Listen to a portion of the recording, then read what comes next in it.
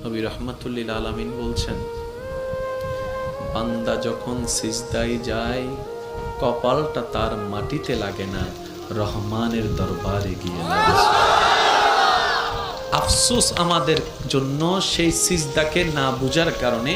আপনাদের মসজিদেও হয়তো অনেকবার আপনারা লক্ষ্য করেছেন, রুকুতে না হয় সিজদাতে না হয় বৈঠকে ইমাম যদি কোনো রকম একটু দেরি করে, 5-10 সেকেন্ড যদি একটু সালাম ফিরাতে দেরি করে কিংবা উঠতে দেরি করে, পিছন থেকে একটা কাশি নামক মিসকল চলে আসে। চলে আসে, ও ভাই তুই কাশলি কেন, তোর কি জক্কা হয়েছে? বলে যে না, ঠান্ডা লেগেছে। না, তো কাশলি কেন?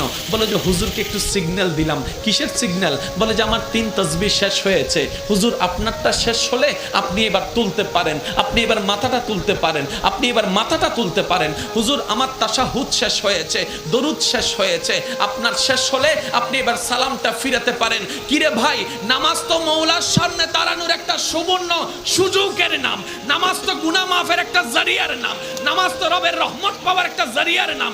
এখানে এসে তুই তাড়াতাড়ি করছিস কেন? বলে যে আফসোস, আমি নামাজটা জেনেছি, বুঝার মতো বুঝতে পারি। জেনেছে তারা শুধু সপ্তাহে জুমার দিন যায়, আজকে যেমন গিয়েছে 2 রাকাতের জন্য। আর যারা নামাজ বুঝতে পেরেছে তারা তো 5 ওয়াক্ত পড়ে পড়ে হাজার ব্যস্ততার মধ্যে রাতের ঘুমটাকে হারাম করে গভীর রাতে তাহাজ্জুদ নামাজে দাঁড়াইয়া যায়। কাউকে টেনে মসজিদে আনা যায় না।